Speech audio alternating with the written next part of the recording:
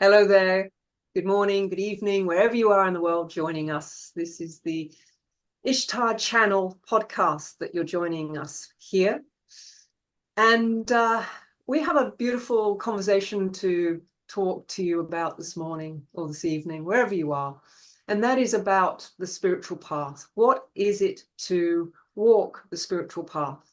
I'm going to ask Ishtar, in her 30 plus years of receiving from the masters and really stepping onto this journey for herself, I think there's no better person to ask us to define for us what walking the spiritual path is about and to demystify that path, which I think sometimes can be talked about in a way that hypes something up.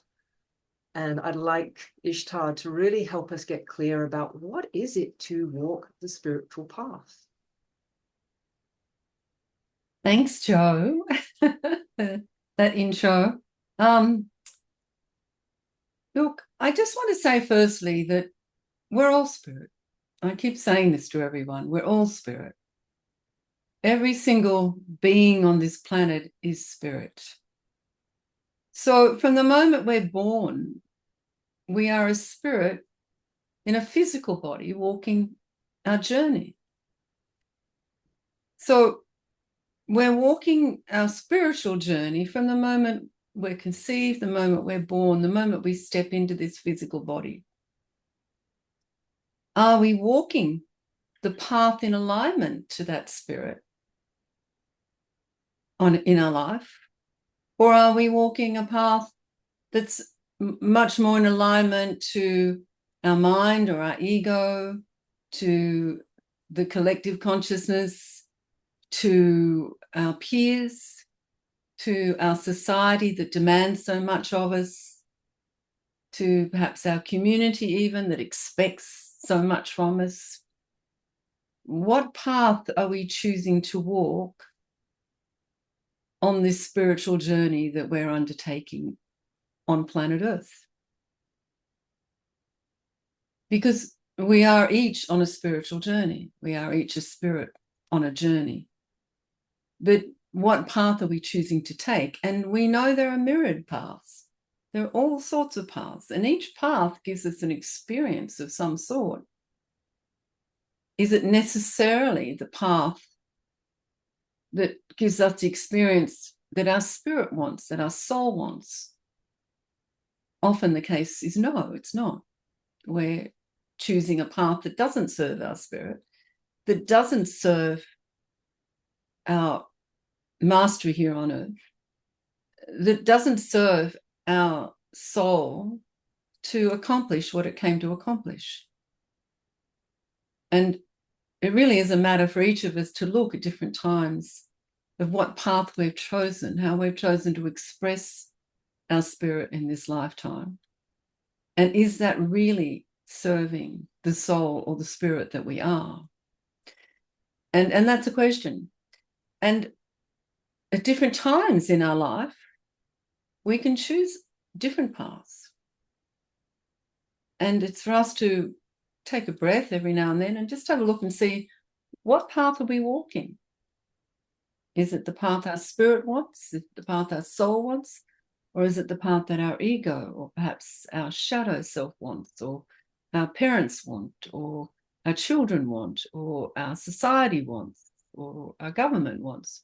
Whatever that might be, what path are we walking?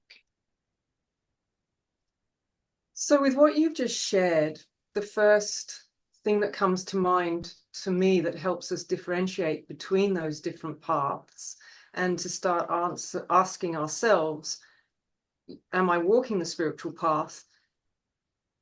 I always hear you say, first of all, you need to honor that you are spirit. That's the first step to walking the spiritual path. You need to honor that you are that spirit at the time of conception being incarnated into a physical body. Then what I'm hearing you say is that when we start to make a conscious choice of participating on that spiritual path, what I'm hearing you say is that the first step to that is to start to actually question who and what you are beyond the personality, beyond who you think you need to be, you know, for family, for society. You need to perhaps start to ask the questions about who you think you are relative to the collective that you mentioned, the collective consciousness. Who am I? Who do I need to be? What role do I need to play that's going to tick the boxes that I think I should be ticking?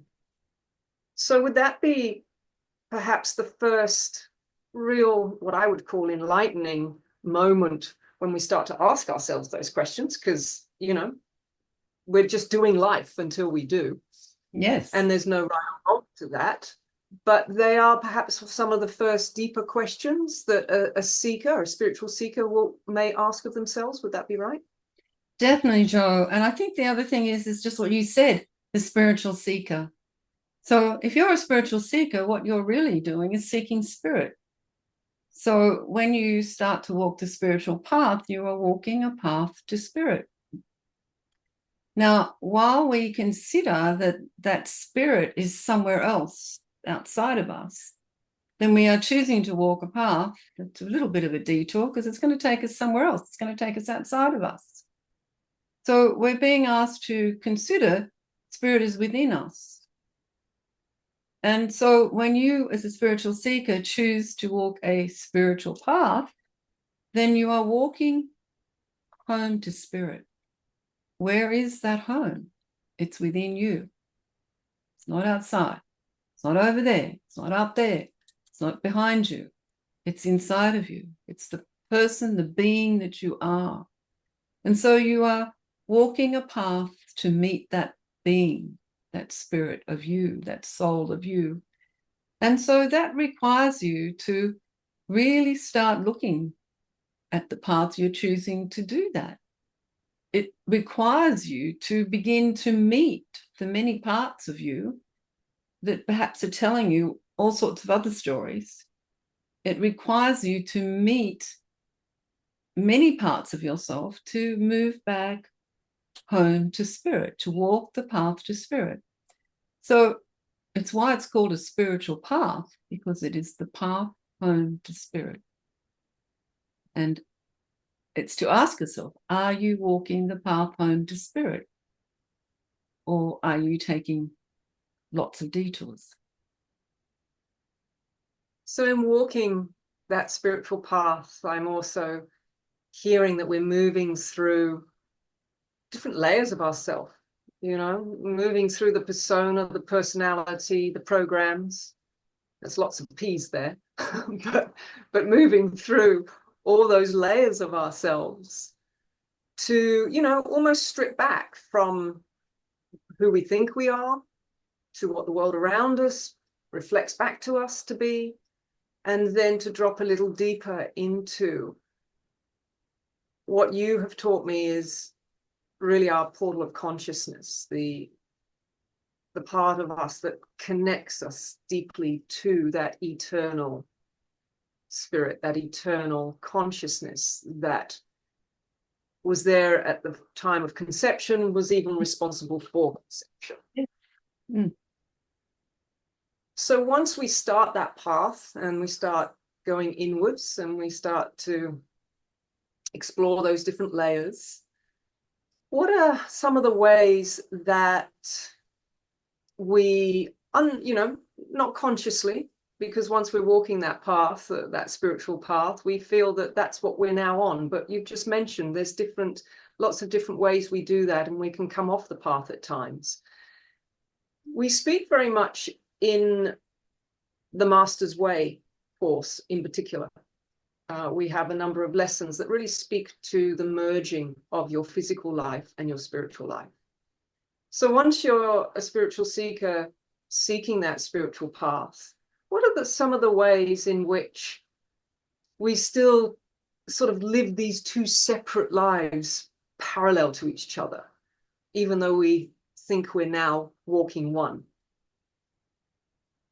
Well, firstly, I want to say it's really important that we understand that to walk the spiritual path, to truly walk the spiritual path, requires a little bit of courage. And it requires a little bit of discipline because, you know, we will all have that dark night of the soul. We will all have that time of connecting with parts of ourselves that we don't really want to connect with. And so often that can deter us. And that's often when we go on the detour and we distract ourselves because we really don't want to look at what we're being asked to look at. Because why are we being asked to look at that? Because that part of us is often the block to our spirit. It's often the doorway that's closed so that we can't meet our spirit. So we need to open that doorway. So firstly, just to understand that it's not always the easiest road to walk.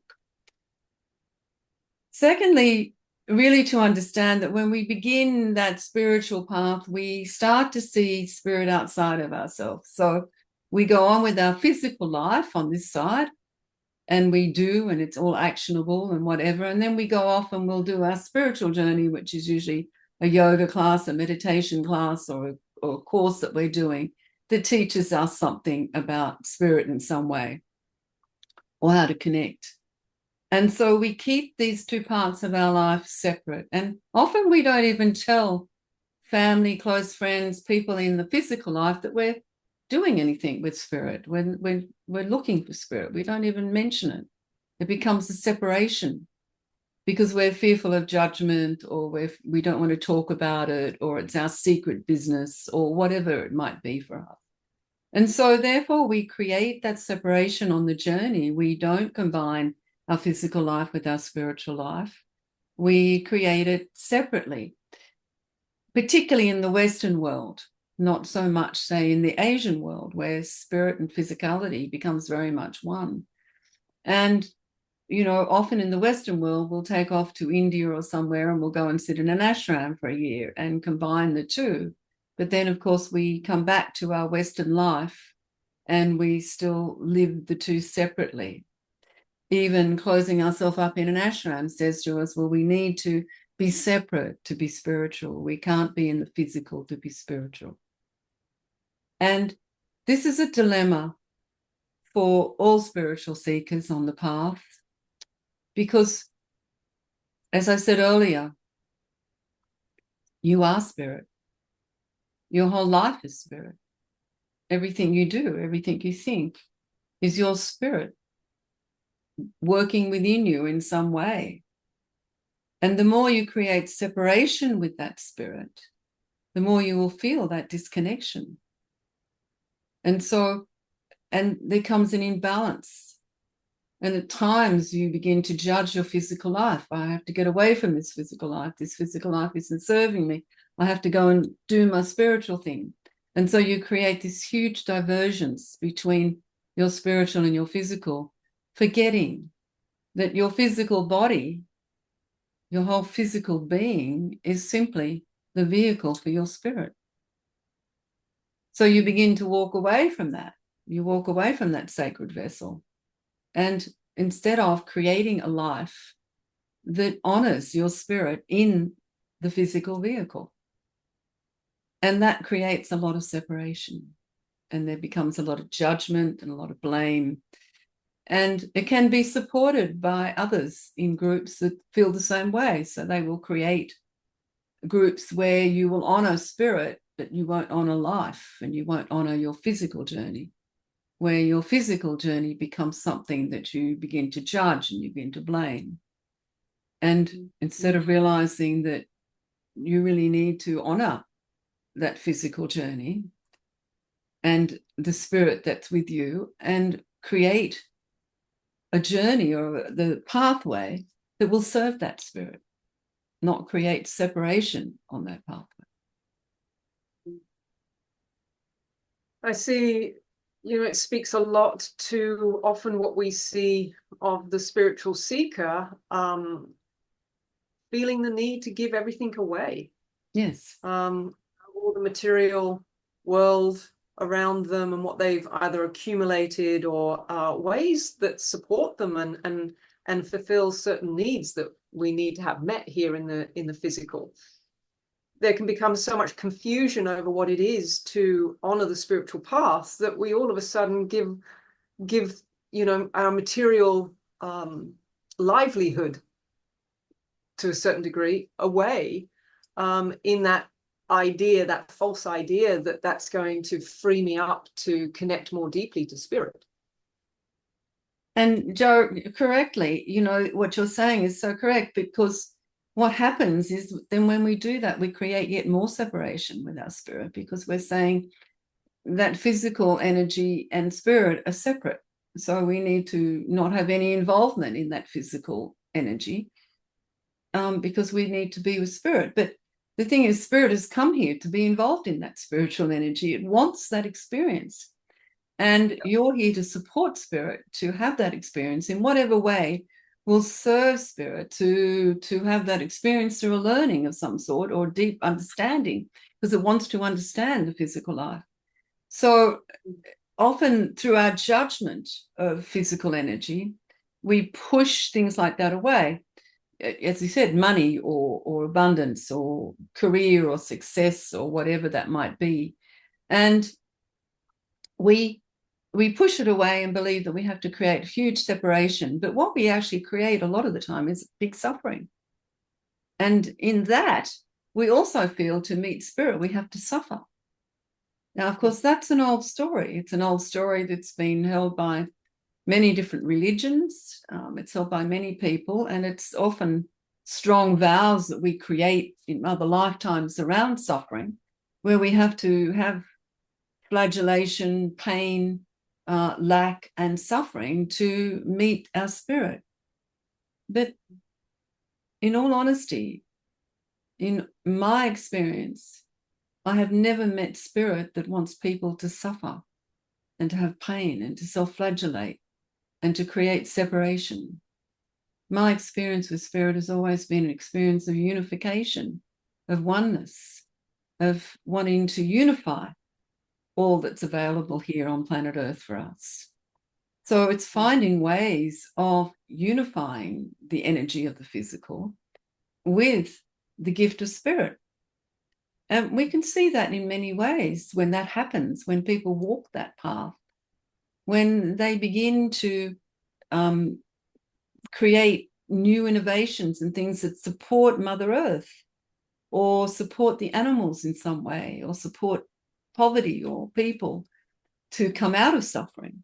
And so spirit's guiding that innovation, because the person is working with spirit, working with the heart of spirit and working with the energy of the physical to bring the physical out of that suffering and pain, not to create more of it. And so there are many people on the planet who may never do a spiritual course, but are very guided by their spirit because they're busily already merging the two paths together and bringing the physical and the spirit together to create unification, to create a sense of worthiness, to create a sense of relief from suffering, relief from pain, things like that, that work diligently for that. And those people are already working with their spirit, even if they don't realize it. Although I feel that all those that I've ever met have a sense that spirit is working with them and through them in many ways, but also with them. So it's a co-creation of the physical presence and spirit. You know, in your sharing, it's brought a question.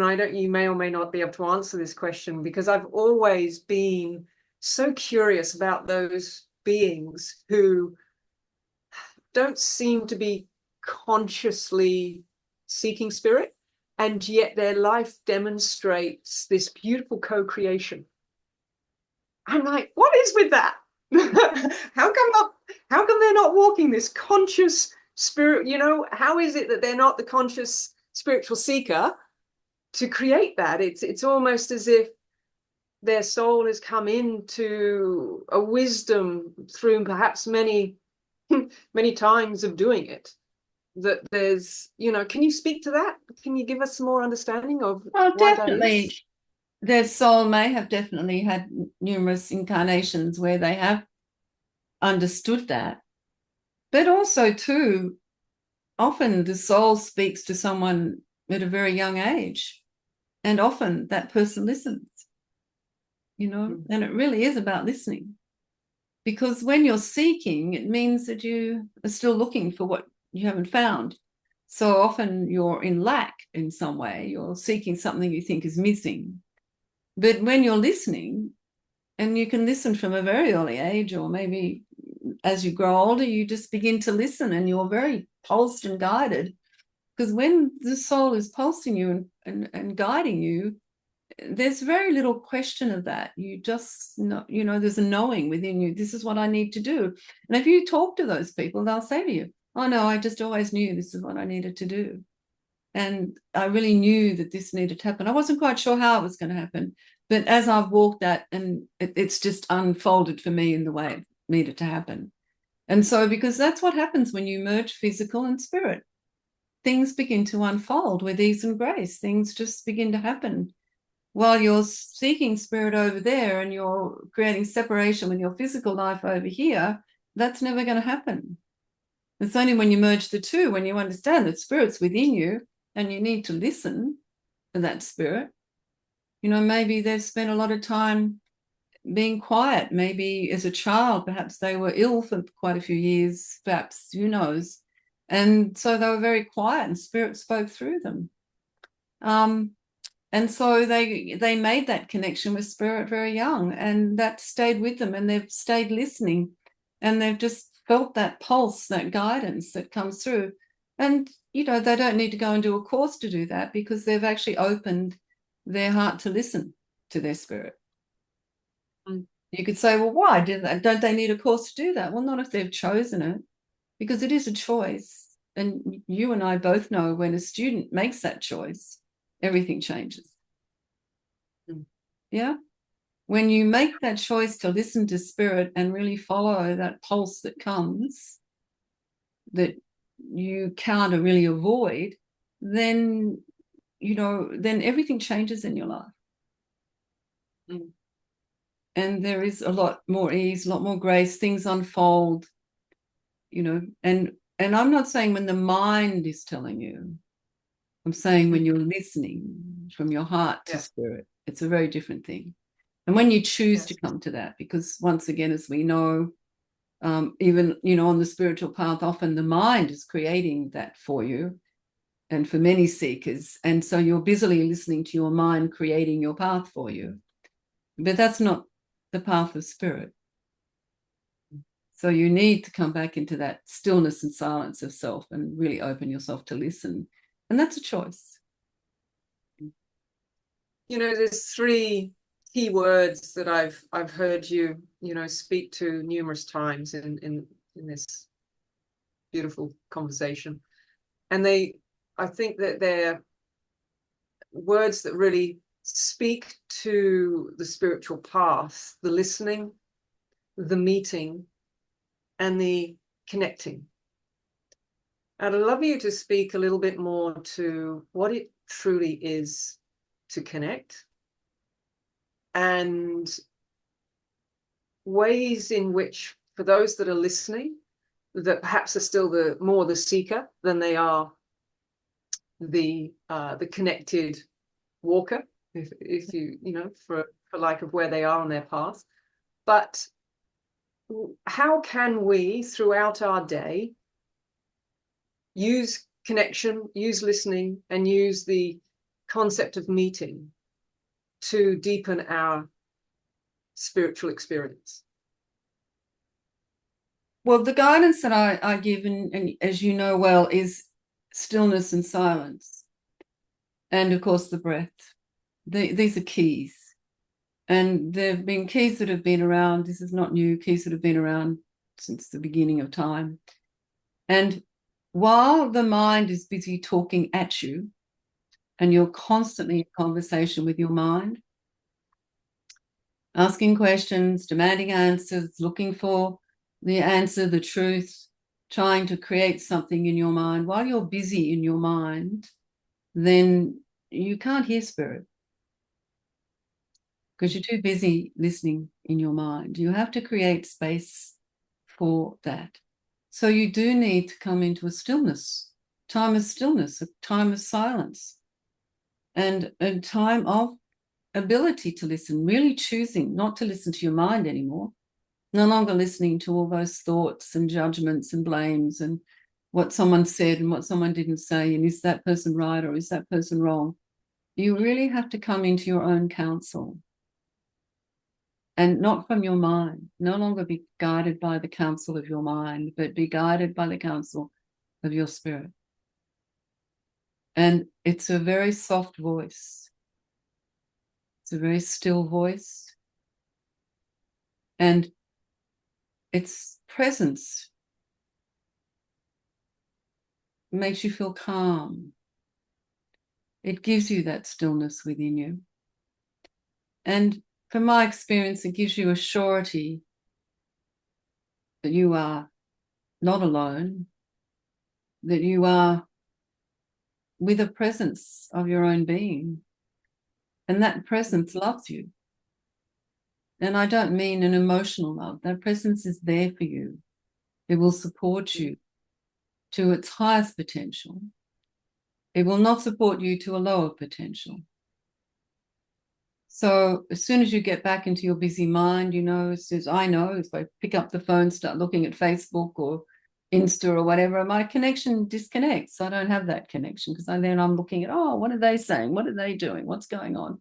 I look at the news, if I'm looking at all those things, I have no connection with spirit. So that's why we often say, go and sit under a tree, go out in nature, go and listen to the birds, go and walk your dog, go and talk to your cat, go and, because those animals are always connected. So they'll happily connect you, create that space for you.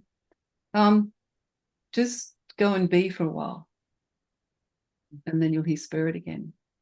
And the more you do that, the more you come to recognize the voice of spirit, which in fact isn't a voice. It's not something talking to you or at you. It's just a presence that is with you, that you understand is there. And when you come to connect with that, then you just know. There is a knowing that you stop asking questions. You don't need to. There is a presence that is with you that you know really well, and it knows you.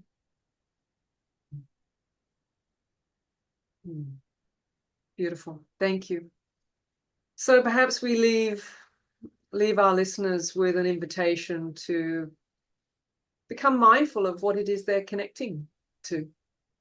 Yes. Are they connecting to mind? Are they, connecting outside of themselves to lots of other people's lives and what they're doing in those lives? What is it that you're connecting to? And what is it that you're meeting in life? What is it that you're choosing to listen to? Perhaps if we did a little bit of an audit on those three areas, then we'll have a little bit more understanding of how much time is spent on the outer versus the inner. Yes, very true. And go perhaps from that place. So thank you, Ishtar. I think for anybody who's seeking a little bit more of an understanding for what spirit is, what the spiritual path is, and how to bring that presence into your life rather than walking separately. Thank you so much for sharing that with us. You're welcome. Thank you, everybody. Thank you.